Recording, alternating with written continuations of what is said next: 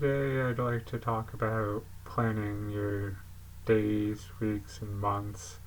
So if you have anything to add to the conversation, leave a comment down below. And if you end up finding this interesting, please smash the like button. So I've done a video on tracking. I had this page where you had different actions or tasks that you could do and check off whether you're doing it not or not for the different days of the week, and if you're it's something that you could do multiple times, how many times you do it over the day. Like, let's say it was go for a half-hour walk, you could mark if you went for 2 or 3 walks, or if you were trying to make X number of calls, you could mark that you did 37 calls one day, or whatever the action happened to be. So,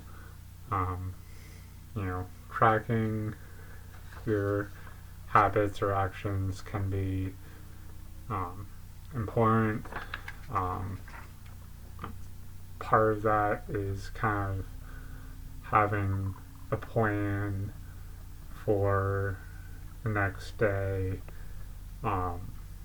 Obviously, if you have a job, you know what time you're going to work, but if you're trying to get stuff done outside of work, if you have doctor's appointments you need to schedule, if you need to try to get exercise in, if you're trying to meditate, if you're trying to do this or that, that's when planning your day the day before becomes useful. So if you have a block of time from 9 to 5, for example, where you work, okay, well, am I going to hit the gym before work or after work?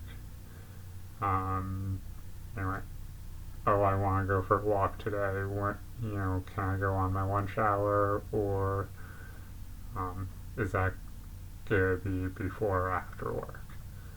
I want to meditate for 20 minutes, so it comes down to trying to break down what your schedule is going to look like, when you have the time for certain things, when you don't, depending on how flexible or inflexible things like work are. You may or may not be able to tweak things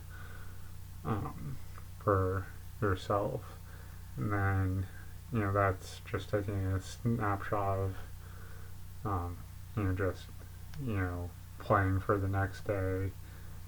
Then there's 7 days in a week, so if you have you're trying to schedule a doctor's appointment, trying to figure out what day of the week works for you, that the doctor's open and has a free slot.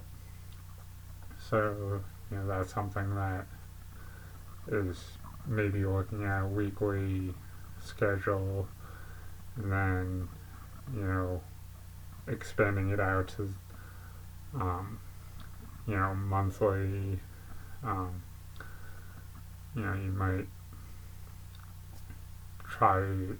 You might want to go to some seminar or a concert, or something that's not a regular day-to-day thing, or it might not be a weekly thing like grocery shopping might be, but it might be an every once in a while thing. So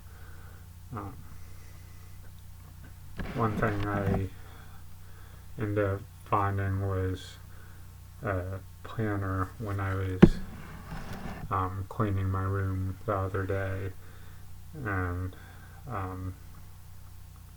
a planner can sometimes help you look at your schedules, and depending on the planner, there's occasionally extras or bonuses that help you focus on certain things beyond just adding when your next dentist appointment is, or when your next doctor's appointment for your physical is, or whatever it might be.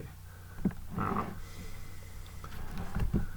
this one happens to deal with the law of attraction, so um, there's some different questions in the front, and then there's a scale of emotions from happy, joyful, blissful, all the way down through varying levels of happiness down to like more neutral emotions, and then down further to things like anger or whatnot.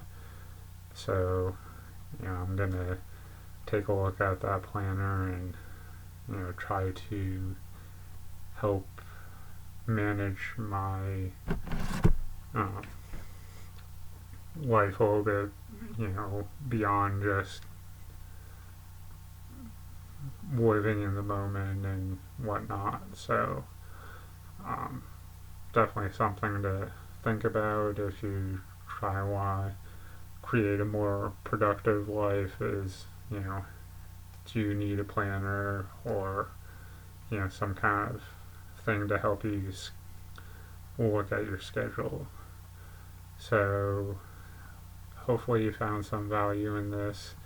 If you haven't subscribed, consider it so that you can and then hit the bell notification so you can get notified when there's new or different videos. And thanks. Have a good day.